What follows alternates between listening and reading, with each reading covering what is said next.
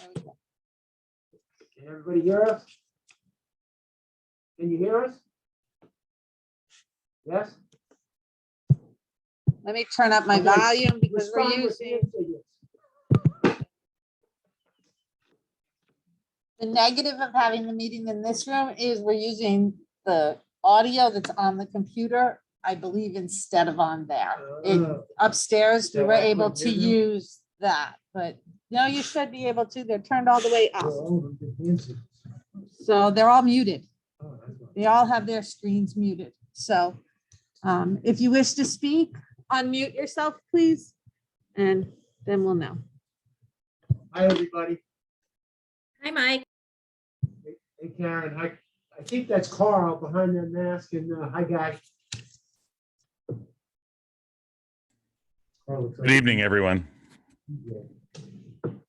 All right, so you want to read that, Maureen? Would you like me to?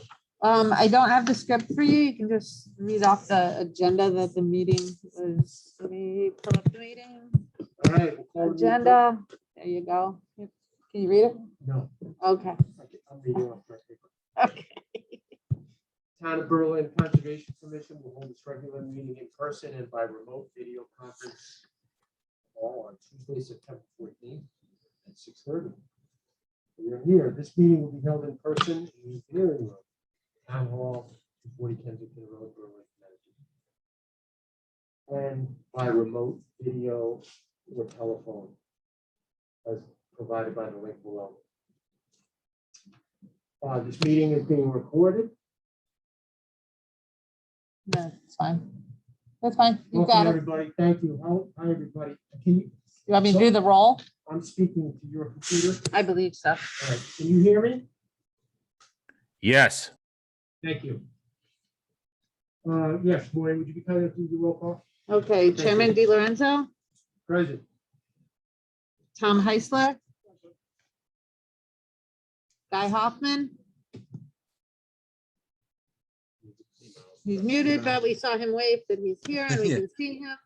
Carl Lewis, present.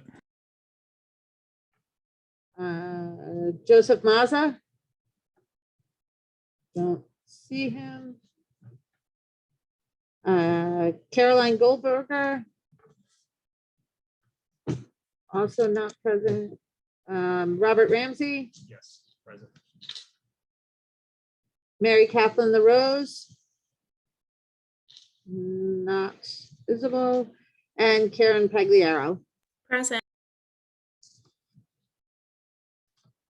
Thank you, Maureen. As a aside, you need to get the updated list. Carolyn Goldenberger resigned from the commission beginning of August, I believe it was. Okay. So we do have a vacancy for a commission member. We thank Carolyn for her service. She was here for a few years and helped us out. No audience of citizens. Michael, may I ask a question about that, that vacancy? Absolutely. I know that there's, like some sort of, equilibrium between, Democrats, Republicans. Do we know, is there a quota for that particular, position? Could be D, could be R, could be independent. Thank you, sir. Michael, may I ask you a question? Had it been brought in front of the town council as of yet?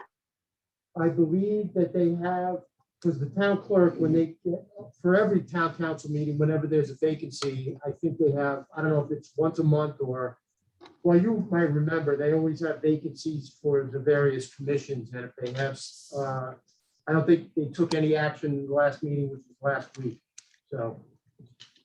Okay, thank you. You're welcome. Hello, Joe. Joseph, can you hear us?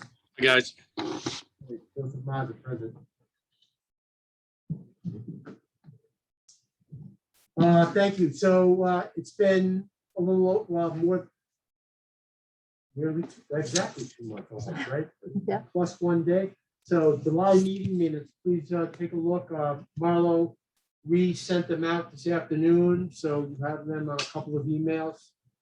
And Joseph, I know that you had some comments, I'm trying to remember now, 2 months ago. About the corrections or something? Remember? Or am I misthinking? No, I sent them, I made a couple of small changes and sent them in. So, were they incorporated? Remember? Is that what this is here? They want to do, you have to, I have to put them on here, Ah, on the approval of this one. If you can't go back anymore.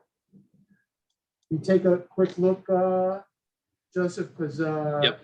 it might have to be added in this meeting to be amended for that set of minutes. I don't remember. So is the question on the table whether the Joseph's modifications were made? Is that the question?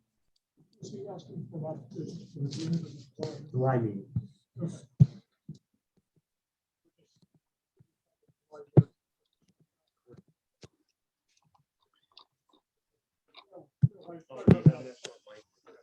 Yeah, I think there were only two places. One was, let me find this.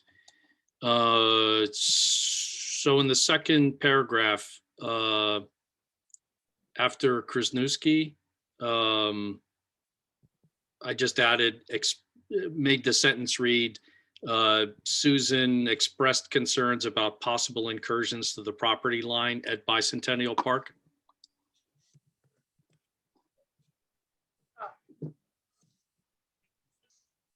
That was it. All right, so we do have that in, but it'll be amended for it. So that was the correction. Ye- as noted. Thank you. Yeah, Thank you.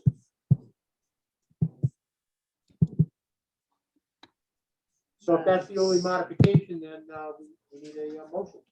I'll make a motion to approve as amended those minutes. Second. never mind. Thank you, Tom. All in favor of accepting the minutes as amended? Aye. Aye. Aye. So moved. Thank you. Okay, new business. So Maureen, we need some help from you. Site plan amendment. Artisan building. And remodeling. Nope, I've got the wrong screen up now because I was gonna bring up those minutes. Hold on a minute. Let me get back to the agenda. Okay, so we actually have not distributed this application yet because their application wasn't complete with a plan. They used an aerial view to show, but what it is in essence, the property at 230 Deming Road, which is an existing manufacturing property. They are asking to use it for a contractor shop. Artisan Building and Remodeling will be a contractor shop. That's what his proposal is. Existing building, existing property. That's a special permit use, so it goes to the Planning and Zoning Commission for special permit approval. I'm not expecting any site improvements or site changes.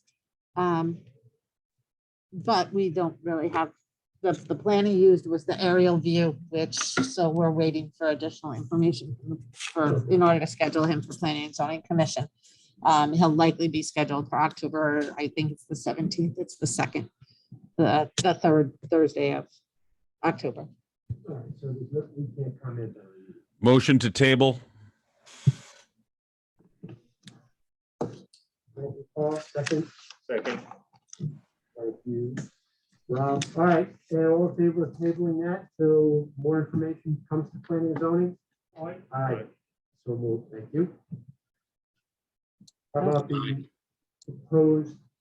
Okay, the Joseph, too. Unanimous. the New amendment. next is, we just got in this amendment. It's a proposal of Brad Bonshine for a new section of the regulations with regard to farming that, well, actually it would be allowed in, yes, farming, I'm sorry. For greenhouses, each greenhouse is a single-story building. Each greenhouse does not exceed 25,000 square feet.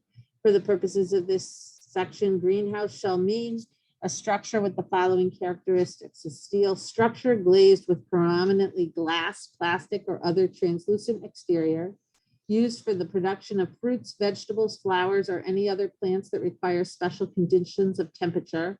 The structure must have a large expanse of glazing on the roof and sides and expose the exterior of the structure to natural light.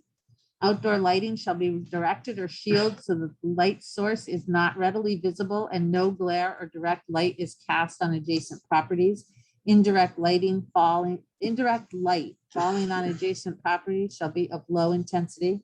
Maximum height of greenhouse shall be 1 story, not to exceed 40 feet, except that accessories required for operating the greenhouse may be erected to a reasonable and necessary height, but not greater than 10 feet above any roof line.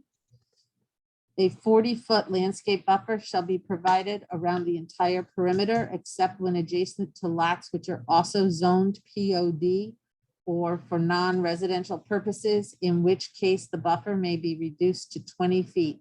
Only access drives, parking, landscaping, and utilities shall be permitted within this buffer area. So this is actually to the POD regulations. I'm sorry, I read this. We'll start quickly. The area of concern with the POD are the Venerup properties and that surrounding area at the south end of the Chamberlain Highway. The zoning is POD, which is planned office development. It allows agriculture, but currently our farming regulations call for a maximum of, I believe it's a 5,000 square foot greenhouse, which commercial greenhouses are, industry standards are for a much larger greenhouse for those parties that are interested in the properties in that zone. So they're proposing an amendment to the regulation that doesn't have greenhouse as an accessory structure as it's listed currently in the farming regs, but instead allows it to be primary structure, which we haven't analyzed this yet. It's scheduled for an October public hearing, so we haven't gone through it, although we've met with the applicant on several occasions. And they are talking, the initial conversations included discussions of the POD, which allows for an industrial corporate complex type of facility that was once envisioned at the south end of the Chamberlain Highway. And the size here is not much different than what possibly could be allowed there. At least that was the intent at the time. Again, I haven't analyzed it since the application came in. So it's only for zones that would have farming. It's for the POD zone specifically. Okay. So it's similar use to what they're doing now. So currently they have the consistently small greenhouses. I'm sorry, let me get back So this to will where we have this. Basically be like just a bigger one. It'd be big Right. industrial But no taller or size anything like greenhouse. Well, it allows for them to be taller. Taller. What did he say, the height at 50 feet, I think? No, that could be Yeah, it. it was 40 feet, I think, and then 50 with the addition. Yeah, The 40, yeah. Can I ask why was the initial limitation? I think you said 5,000. so high, even though I guess the story is not a Yeah. height measurement.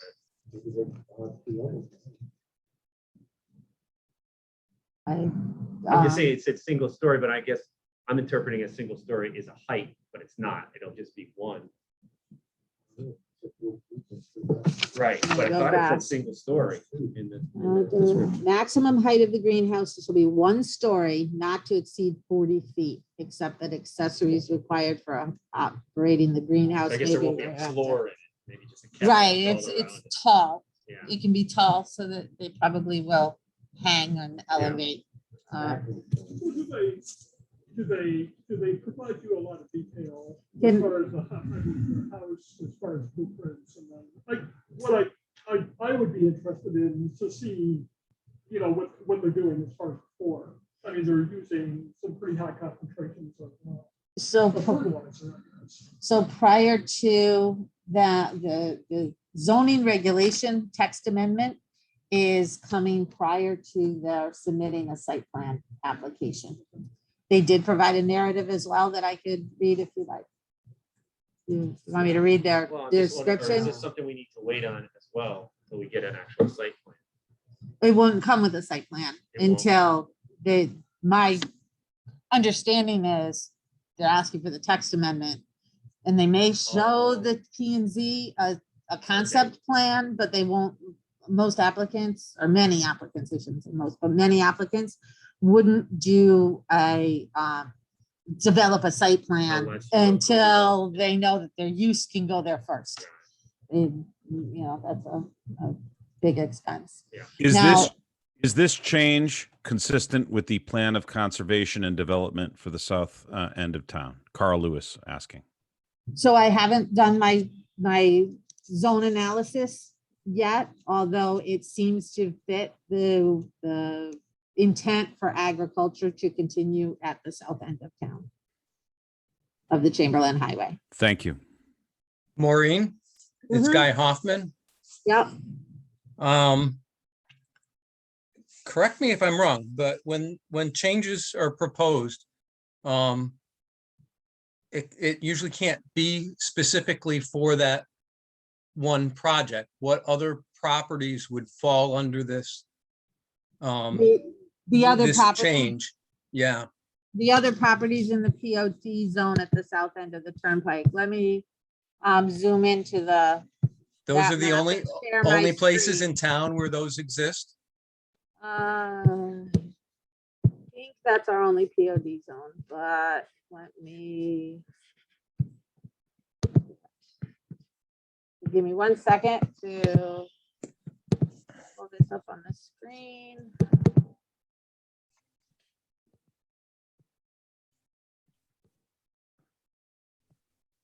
So, oh, no, I'm not sharing yet. Hold on. What I was sharing.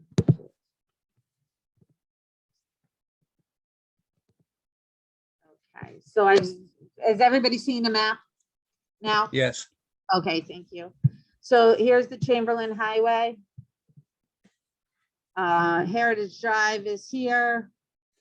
Butler Street down here in Park Drive. So you're talking this section of the south end of the Chamberlain Highway from Bostrom's Tree Farm down to Stone Throw LLC, which is, I think, one of Fennerup's LLC names. And then you recall below that was where the military proposal was in the property south of that. And they're in the other zone. They're not in the POD zone. Just gonna zoom out and see if there's POR. I don't think there's any other POD. In a while since I looked for it.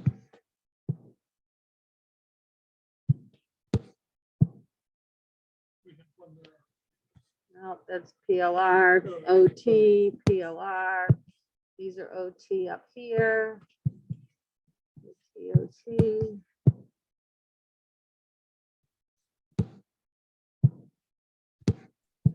Stupid question, but would this zoning change affect any easement? There is an easement there, a recreation. I don't know if that's So- correct.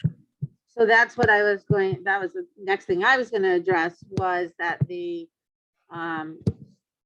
one of the subject properties does have the easement going, down for access with the parking area that goes along the greenhouses that are currently closed right now. I think that gate's been closed most of the time, so the access is possibly in through the other, the southerly site if it's still using, they, if it is one of those properties that they're looking at or that they'd be developing. They've had conversations with us about relocating the easement to go around the edge of the property and improve it so as not to conflict with trucks or anything else, and or leave it as is if it doesn't affect where the greenhouses would be.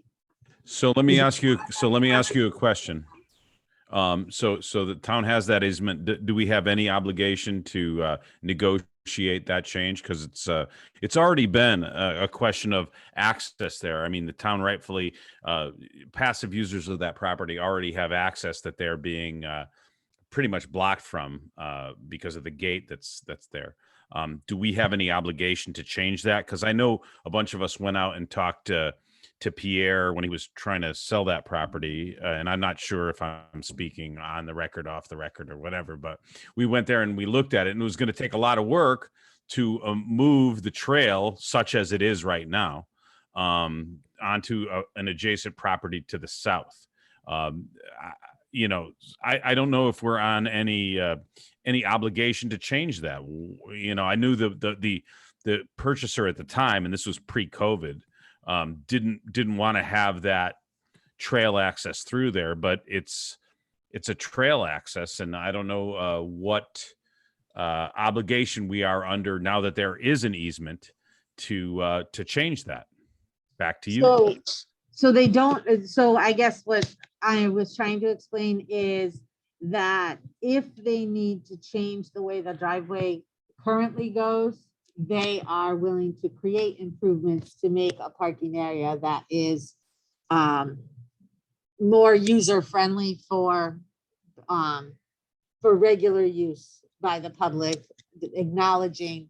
My understanding of the meetings we've had with them is that they are recognize that there is an easement across the property. The easement, if I remember correctly from those site visits and research prior to, they aren't defined as to exactly the route in which the easement takes through the property, just that there is an access easement and parking available.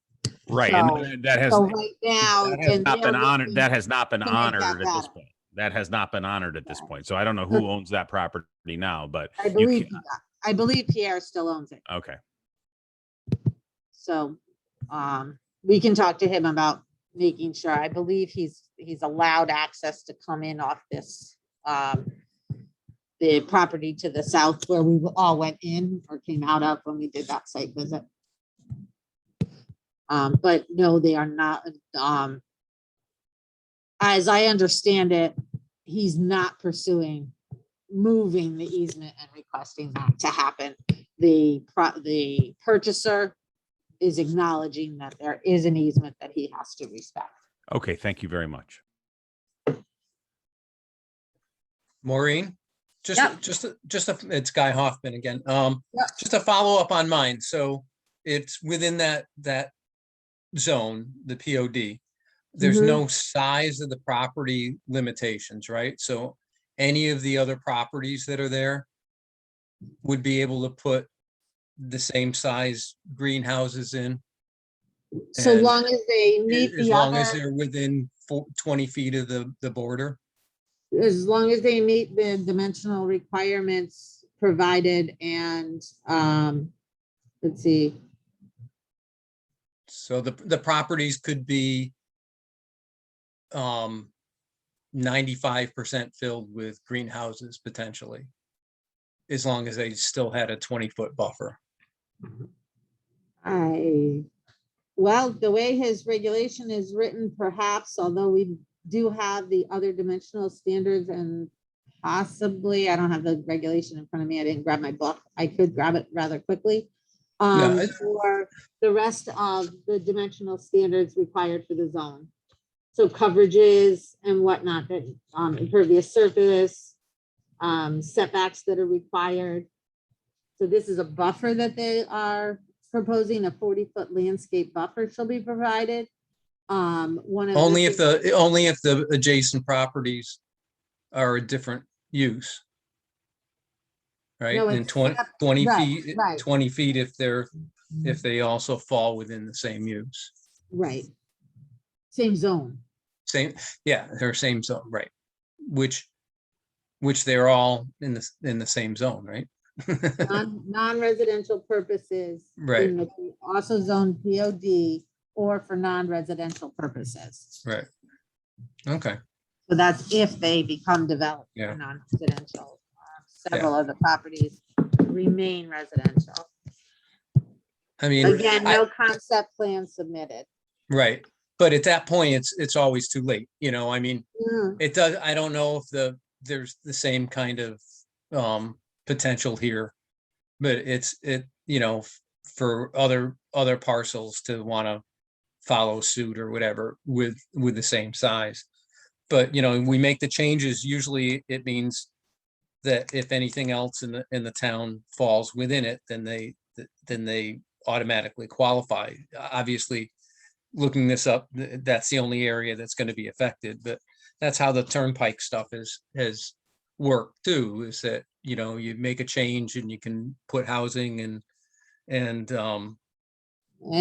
businesses and stuff together, and then it's the next parcel down and it's the next parcel down that don't need really any kind of special permit or anything for it, because they all fall within the criteria. So I that's all don't, I was concerned about, is there going to be something that where you could be going down through there and just have that stretch be mostly greenhouses or something. my understanding of a quick read of the regulation, like I said, the proposed text is that the bulk requirements for the POD zone, so as though it would be developed as an industrial, as a campus, type of an industrial campus, or office campus, would still prevail. Those would still Mhm. apply from my quick overview looking at it. Maureen, I- Okay, thank you. Yeah, No, that's a good question, Guy. Always. and I wrote it down so that when I do my analysis and report to the commission, I note that that is a concern the commission has. Did you also add the Tom's comment from earlier on? So if this changes to this agricultural use, or it's a modified, because it is agricultural now. What are the ranks for use of pesticides and fertilizer as they affect the groundwater? But all those, even if it's a greenhouse, it's still use everything. Well, then another thought too that I have is, I mean, it was pointed out by Guy or maybe Carl, was the possibility that you would have so much of the site covered with these greenhouses. You would have to do the greenhouses as impervious material. And then I guess I'm sort of wondering about, well, what are the stormwater management requirements on agriculture? Because you're sure going to generate a lot of runoff with that much impervious area. Right, so getting back to Guy's, majority of the parcel should be covered. Yeah. The impervious surface. And they would have to develop for their site plan, stormwater management plan that would, Even if it's considered agriculture. I would think so. I But would hope again, so. unless there's an Yeah. exception to it because of agriculture that I'm unaware of at this time. You know, I Yeah, that haven't, ties if into the DEP first or one, Star this Ag, was- Department of Ag may have exceptions that will have to, that, It's even as important now because that stormwater runoff. The pesticide, herbicide runoff, the fertilizer runoff becomes even greater. I don't know what the groundwater is over there, but. Yeah, because even though it's agriculture, it's enclosed, so it is impervious. Yeah. It's not like it's a Right. cornfield where the rain comes and it just, can soak down. It's just gonna all move off. Yeah, but it could, well, I guess my concern would be unless they have some kind of recapturing consideration for the floor, Right. and you're still applying to the plan, so they're still going to be wrong. Yeah, right, I'm agreeing with you. Yeah, for sure. can, just for everyone's clarification, as I do a quick, because I saw I'm sorry for not being better prepared for this one, but, or actually for any of these applications. We are working on do as they come through in our office still. But the amendment was first, and then I have his narrative. Can I read his narrative so that maybe everyone can understand a little bit more, and maybe it'll answer some questions, and maybe it'll spark some new questions? Jeff, narrative supporting the new section 6F2B. The existing regulations for the POD zone intended to attract office and industrial development to the Chamberlain Highway area, which is currently the location of many agricultural uses.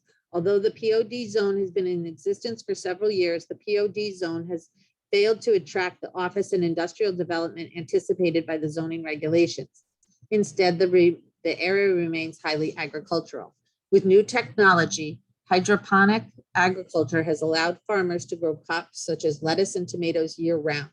These farms employ full-time workers who develop the necessary skills to work in high technology automated farming and in factory-like work environment in all 4 seasons. At the same time, the hydroponic farms maintain the agricultural integrity of the land and supply local produce to our restaurants and grocery stores, and is considered environmentally friendly. To be successful, hydroponic farms require the scale not seen in traditional farming that use hoop houses to maintain crops during the early growing season. Most successful hydroponic farms require multi-acre greenhouses. These greenhouses are traditional in that they are single-story glass or equivalent structures, along with facilities for employees, storage, packing, and shipping. For the purpose of the text amendment is to allow these types of hydroponic farms to be built in the POD zone. The use of the land for this purpose will maintain the agricultural traditions of the property of the POD zone while also bringing the best and highest use to the land. The proposed amendment will limit the greenhouses to single-story glass structures such that urban farming, the use of multi-story buildings utilizing artificial light, will not be allowed under the text amendment. The text amendment also clarifies the current ambiguity of the Berlin zoning regulations as to whether a greenhouse is allowed as of right pursuant to a special permit. It is therefore requested that the commission allow these hydroponic greenhouses to be constructed in the POD zone.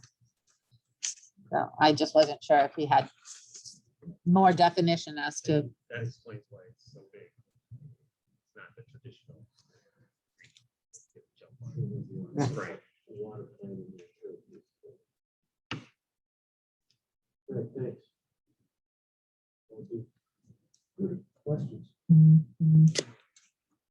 I'll include those in the report from the Conservation Commission to the Planning and Zoning Commission and my analysis Well, of the same.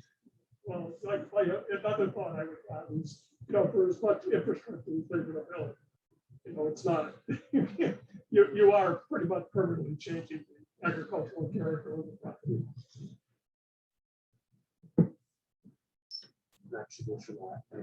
Right. Well, you could get some. Yeah, Tom, can you repeat what you just said? Because I didn't hear it, but I think I agree with it. A little louder. Why don't we leave it there, Carl? No, what I said was, considering the amount of infrastructure that they're going to develop, it's sort of hard to believe that, sort of the agricultural characteristic of the landscape is going to come back. Yeah, that's what I thought you said. But it is also zoned for an office. Oh, indeed, yeah. Community Yeah. too, I mean, so- if you're viewing it as sort of high intensity land use, then Right, fine. yeah. You're gonna, do all of your stormwater management and all of the other considerations that go with that, then I'm fine with that. Yeah, I understand. Yeah, I agree. The idea that, or the thought that, there's some exemptions offered for agriculture and they're arguing this to be traditional agriculture, fitting those exemptions, I'm not sure I like that. Yeah, I agree. It seems like a stretch in that respect, but I'm going to stop talking right now. I agree with. Yeah, agriculture. folks a while, so. Yeah. All right, thanks, Maureen. I'll make sure and next one. hopefully have timing. I'm not sure of the timing, not likely, but to report back here if I find there are exceptions, but I think it'll be on P and Z before that, before your next meeting. The next text change for permits. Okay, so this one, I think we might have already I'm discussed. sorry, Somebody else? Maureen, can we go back for a second? It's Joe. Uh-huh. So I was looking at the zoning regs, back to Guy's point earlier about 90 or 95% of the land would be taken up by a structure, right? It looks like under the current regulations, greenhouses have to conform to accessory buildings for farming. And it does have the 5,000 square foot limit, but it also says that the total floor area shall not exceed 10% of a parcel. Which is that, so that is why in his regulation, he says notwithstanding, let's see, greenhouses without regard to the provisions of 11C1, which is where the greenhouses are listed as an accessory use. That was their hurdle that they were trying to overcome. Because when they came in initially, I said, well, you gotta stop. You don't have the 5,000, you're more than 5,000 square feet and you're more than that percentage that you just quoted. Okay, so they want to take the 5,000 to 25,000 and they want to strike the requirement for square footage as a percentage of the parcel or amend the number. They're bringing the greenhouses in as a POD use as opposed to under the greenhouse of an agriculture, which is an accessory use to agriculture. They're bringing it in as a principal use in the POD zone.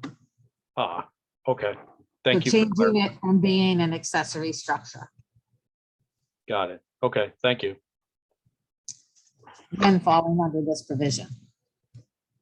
You know, someone else who's not falling under this provision would still adhere to the greenhouses if they were falling in the traditional agriculture section of the regulations, even within this zone. Does that make sense? Yeah. Okay. Sometimes I talk in circles.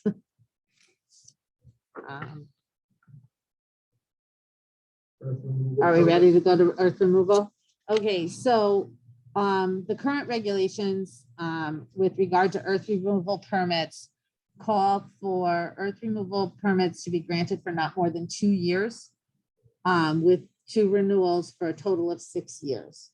When we have an earth removal permit that is associated with a site plan or subdivision, if they were approved and the bond was in place for that permit at the beginning, you know, when they got their approval, but then construction isn't started or finished or whatever, the approval for a site plan or subdivision is for a longer time period than a total of 6 years. Right now, that with new legislation that we've just passed, site plans can go up to 19 years now. So what this amendment is striving to do is to coincide the timing of an earth removal permit with the approval for the improvements to the property that were permitted by site plan or subdivision. So if we have a site plan that currently expires in 5 years with an extension up to 10 years, that's prior to the most recent legislation that extends it to a total of 19 years. This is the earth removal permit expires in 6 years. It didn't seem to coincide. You're still allowed to develop, but you can't remove the permit, the earth that you were granted approval to remove. So same for subdivisions. And for instance, we have subdivisions where in order to put in their improvements, in order to do some of the land prep, for development of the properties, houses, and or infrastructure. They have earth removal permits and they would otherwise expire when the subdivision is still valid subdivision. Are earth removal prove it, are those permits renewable? The earth removal permit, the way the regulation is currently written, is renewable for 2 years and then for two more 2-year intervals for a total of 6 years ever. So it's got to align with the new. So the purpose of this is to align that with a development proposal and only for development proposals that are approved, not to affect earth removal permits that are, I guess you'd say of a speculative nature, or just for earth removal to take out rock or what have you. And those would still have the same timeline of 2 years with 2-year renewals, 2-year renewals. Makes sense. So I got talking in circles. Thank you. Guy, are there any issues with this that I'm not seeing? Because I'm not like a site plan guy. I mean, was there a reason for the initial that we're missing here? Is there any Why is there detriment to the town? I didn't find a reason that they didn't line up before. Other than perhaps, going back, the earth removal permit regulation has been there for some time, for decades. And I think it was for, rather seemed to make sense for some of the earth where they were just taking out rock and then selling it, or selling the gravel pit like areas. Didn't seem to make sense for development proposals. But I don't think in past, well, although our bonding shows that we have had a problem with projects getting completed within the time limits anticipated by the statutes, we do have proposals that have continued for many years. That's what I was gonna ask. I didn't mean to interrupt you. No, that's Speaking fine. there, but in other words, was the design of that so that the builder can't come in and start removing rock, and 20 years later, they're still in the process? So we've got like the Tyvek building that's sat there for how many years? I'm just questioning. I guess I'm trying to figure that out, Yeah. and hoping that when it goes to the Planning and Zoning Commission, that that if any of them have a recollection of that, Right. or have a further 'Cause I don't know, is understanding. there I some wasn't limit been once you able to break find ground that. You have to, do it within X number of years. So that's what the statute has just changed. So it was 5 year for a site plan. We'll go with the site plan. 5 years and a 5-year renewal Okay. by the commission for a total of a site plan being completed in 10 years. Which again, this only went as far as 6 years. Right. Now, the legislation passed in July has site plans able to be extended to 19 years total. Their total life, 19 years. We do have projects in town that coincide with that timeline, such as Beckley Farms. They've continued since the early 2000s when it was under the first developer. Now it's been in phases, so they've had different approvals because they've been phased, but still that project has lasted close to 20 years. And I guess it's already been The- approved. Because But much of their materials are staying on site. So they're not removing the earth materials from the site. We have one of the projects of concern here is the CRC property on Kensington Road. He hasn't touched his proposal yet. He hasn't, he just got the subdivision, didn't even start the work. So we can't say he's working continuously for the 10-year period, but his approval has already gone into, I think, 2 renewals of this. And this will extend his approval as well. So it's subdivisions and site plans when associated with a development proposal. The Planning and Zoning Commission did do a cursory overview of it to give it to provide feedback when I asked if they'd entertain you know, when it was asked for them to consider the text amendment, and they instructed staff to go ahead with the text amendment wording, and then they'll hold the public hearing on it. You could. We have this straight, so you could get an approved site plan for development. Mhm. And you can move material around as long as, but you don't need, well, you can move material around the entire site, but as long as nothing leaves the site, then you really don't need a removal permit.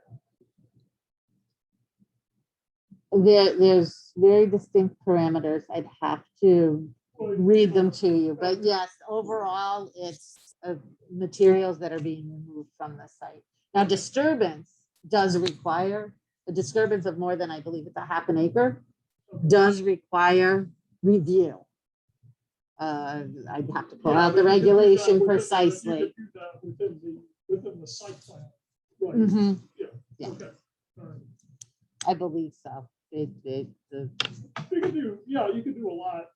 There's a lot of nuances to our earth removal and fill permitting regulations. The soil erosion regulations have, you know, if this, then this, and if that, then this. And so each situation I've had to read rather intently.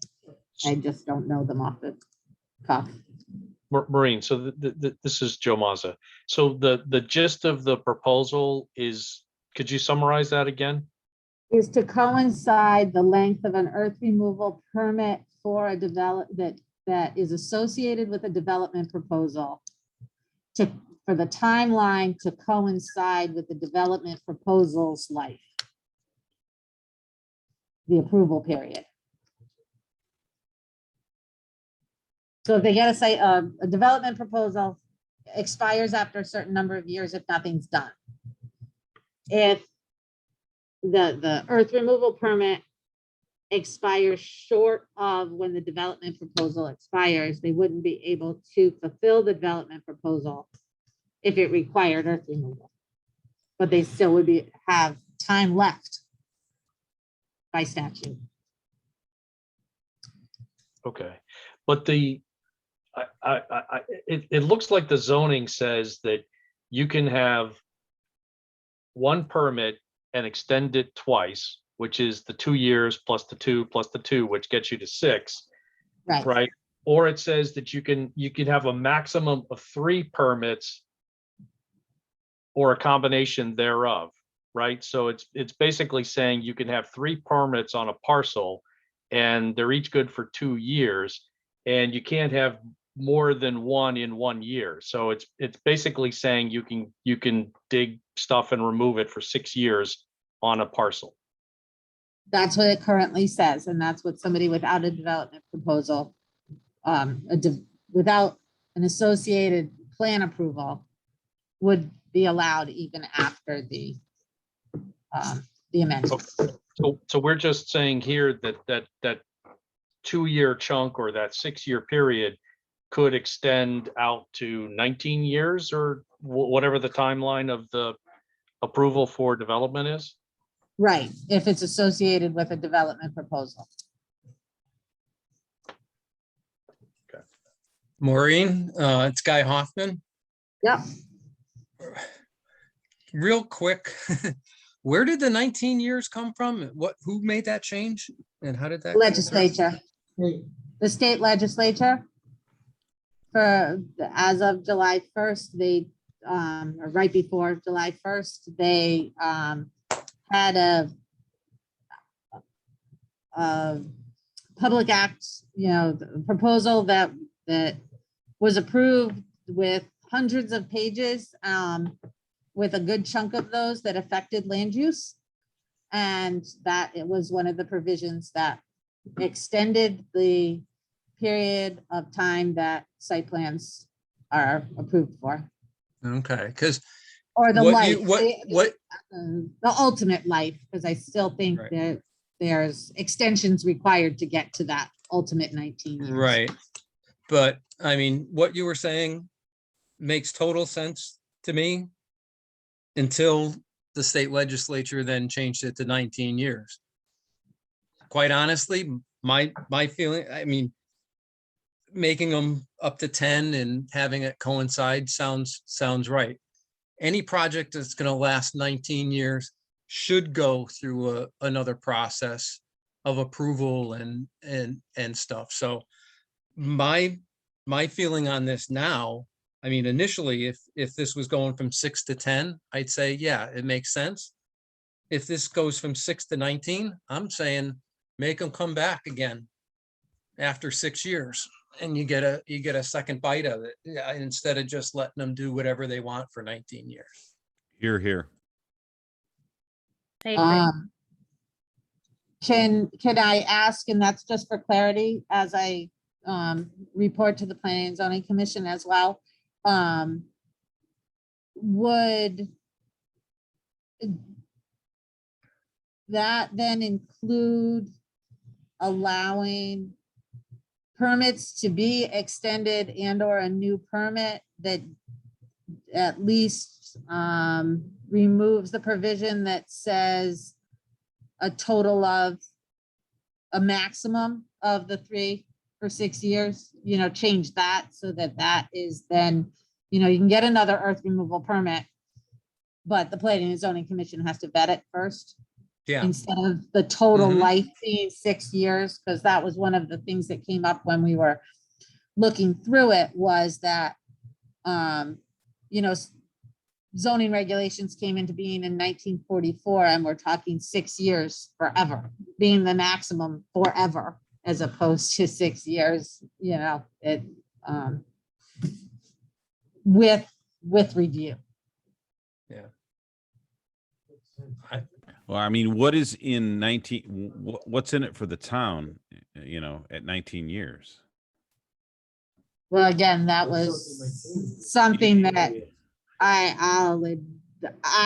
was a little surprised at that length of time, because the proposals, the current projects we have that are still ongoing after a number of years have become monitoring nightmares with new developers and new projects and new situations, new property owners that own in what was already developed, and, you know, they're next door to it.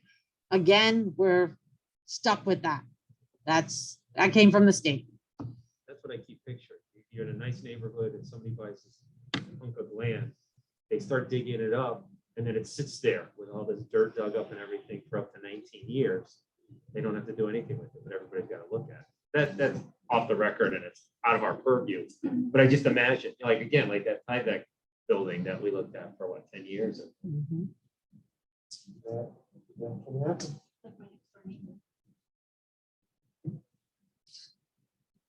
Yeah, but that a lot, obviously, you do.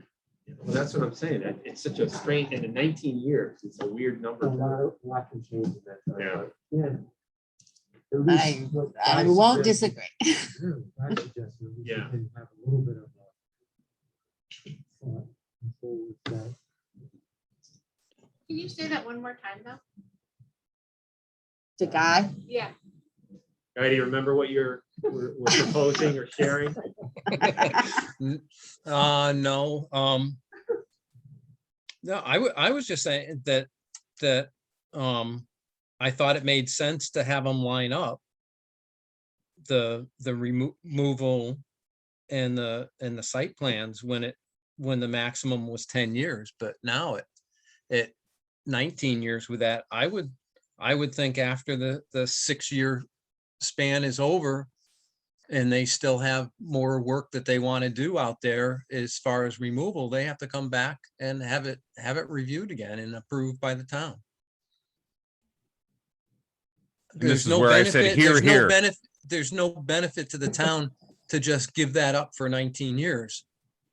And you know, you have some control over it, and like Maureen mentioned, and that I was going to mention it with my initial comments, is that projects that go on like that, I think often change hands, and, you know, things change as far as what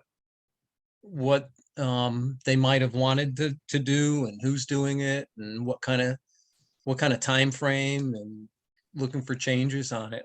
I think you gotta keep as much control on that as you can.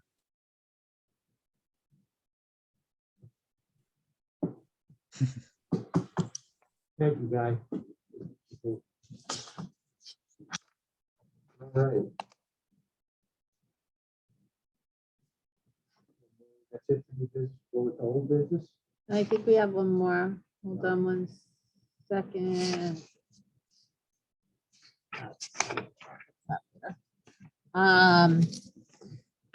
The other one I have is an amendment to the zoning regulations for a new section 4A3S, which is in the PS A, planned shopping A zoning regulations, which is for commercial zones, private transportation, or auto rental services. So Do we have to add it? I'm sorry. Do we have to make a motion? I thought it was on there. I'm No, sorry, we only it's have to not. agree it. Oh, okay. Well, we don't expect to hear this till October 21st. So we can just leave it to the next agenda if you like. Your choice. Yes, our meeting will be before October 21st. Mhm. I will do that. Great. Again, that just came in, so I haven't looked at that almost at all. The others, I had preliminary meetings with the applicants on. So.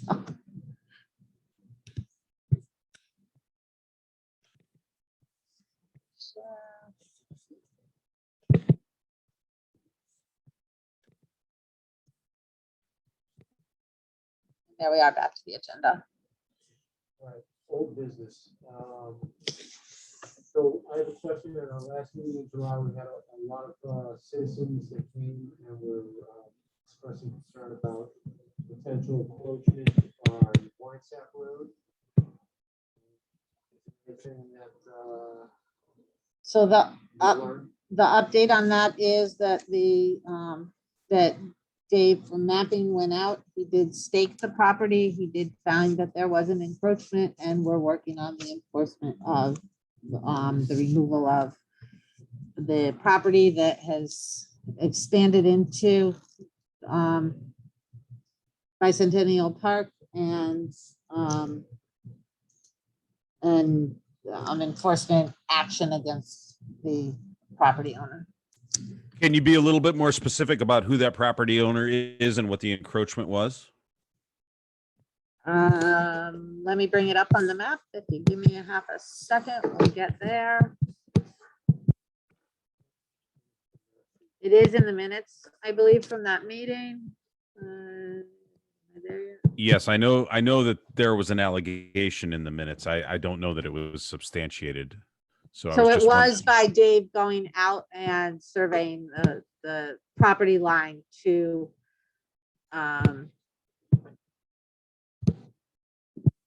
by surveying the property line, he found that there was considerable materials, including an RV that was partially placed on town land. And some other private, I think a pergola or a structure that was partially placed as well.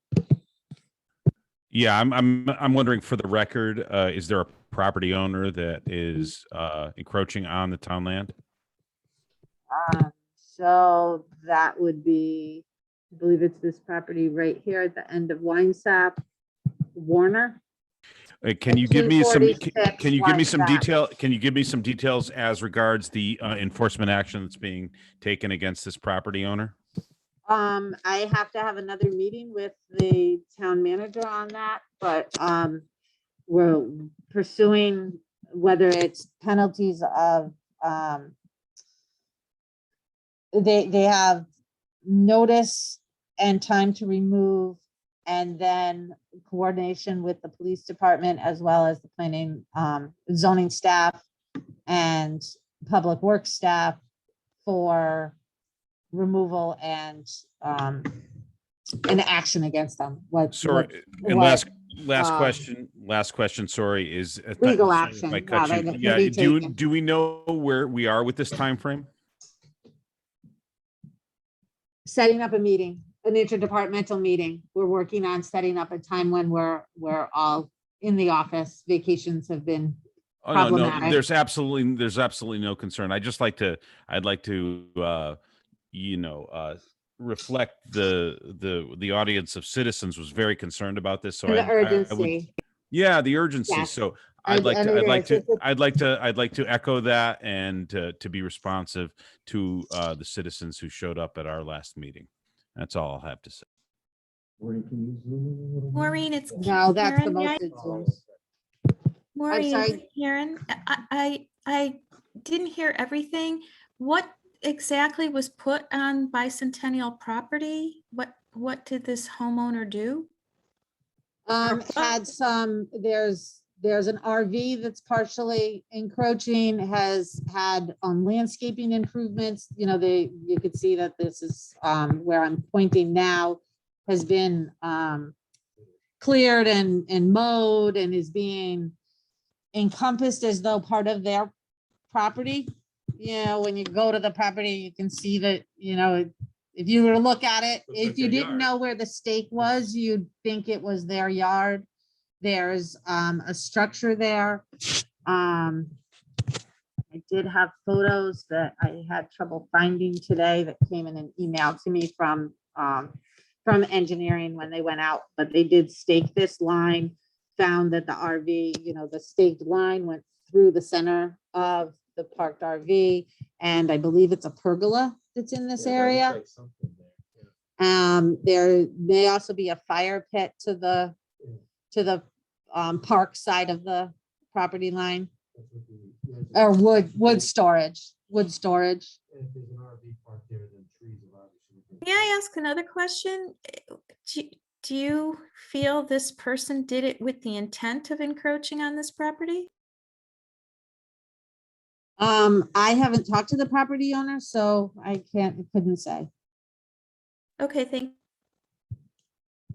Just from the look, the lawn, obviously they knew what they were doing. I don't know about the others. They might have thought, I don't think this is current. You know, the photos in the email are better. I oh, don't think Yeah. this shows all of This the is- wood. And again, if restorative actions are taken, it's part of the process to come into compliance. So, you know, if you're talking to us, Karen, you're muted. I can't tell if you're talking. So that's part of the process, is what the action will be taken, and if any, or restorative action on behalf of the property owner. We had another encroachment recently. The person has, within days, removed the materials that were found to be on town land. Within days, they, you know, the How shed, long have and they they- even put a shed how and long have they lived there? I'm just curious if maybe they didn't even realize it, or maybe they did. all part of our investigative work that will happen. Oh yeah. So I know that there's been a lot of advocacy action at the end of Winesap Road with regard to, and it's on the record, a lot of advocacy action regarding folks parking, folks walking their dogs, even I don't know which homeowner it is at the end of Winesap Road has called the police multiple times on legitimate Connecticut Forest and Park Association volunteers doing legitimate trail work that benefits the town. So I just want to make sure that we are to the letter of the law when it comes to everything that happens at the end of Winesap Road, 2 hour parking and no double parking. So that's my interest, so if there is problems at the end of Winesap Road, man, we better take care of them. By the way, Go ahead. By the Sorry. way, so I believe that if we're on this now, the Berlin Police Department has been called multiple times about CFPA volunteers coming down there, and I believe whichever landowner, I can't tell who was calling the police on the CFPA volunteers has been set straight. But if that's not the case, certainly we can work on that, which I said I would at the last meeting. It's the same person from what they said last time, Carl. Well, I And- know that. and this is well, what- I know that, Karen. I was just being a wise ass. This is one of the reasons that, from the staff standpoint, in order to protect the town, we were approaching this with an interdepartmental coordination with Public Works, Police Department, this department, and Public Grounds, so that we can all make sure that we're following the process so that we can't be challenged on it. All right, so you can, Maureen, you're gonna follow up on that and keep us posted. Mhm. That's pretty important. If there's any way that we can encourage the town manager to, I haven't been, this. I haven't been able to coordinate the interdepartmental meeting yet with vacations that have happened Yeah. with people that I feel have the most knowledge. When one's on vacation, then the next one is, and we're, so- but now that it's September, I think I'm the only one left to have a vacation. So, not yet, but hopefully. All right, so that's still a work in progress, so thank you. And moving across the parcel, so to speak, to the garden. News on that, Maureen, that you can share with us. Only that our new garden coordinator seems to be replying to or sending emails to both our department and to, I think, chairman is often copied as well, and to Public Grounds, to Steve Wood, as to how pleased they are with the way the garden is coming along now. Bill Jackson and Steve Wood's efforts to figure out the solar pump. We've just did make the expenditure for that was approved last time around for the extra solar panels. Not the solar panels, the solar batteries. So I understand the water's running as it should, and as with people's expectations, even on cloudy days or at dusk. And we're getting good vibes back, which is a good change from the past experience I've had with those phone calls. And Carol Gooden, who's the coordinator, is coordinating. She's definitely taking the lead as a garden volunteer. And to the best of my knowledge, is working with the gardeners to have to keep the garden up, where there had been some lack of coordination with the gardeners acting on it as a community, where they not only tended to their own plot, but coordinating some of the other things that need to be done. We've gotten rid of some poison ivy that's encroached, and people seem happy. Yep, fix the rain barrels. and, Fix the rain barrels. That's great. Yeah, Carol Gooden's doing well, so you guys could. Yeah, and she's had some good ideas. For instance, one of the things was moving some of the rain barrels. They were clustered, so the people with the outlying gardens had to trudge it. Instead, the barrels got moved to be more dispersed throughout the garden, and now if they're full, people have easier access to them, and it's helped some of the elderly gardeners, which is a positive. You want that interaction in the community.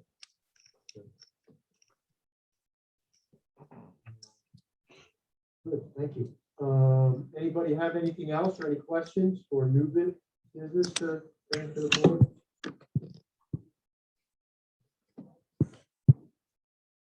Okay.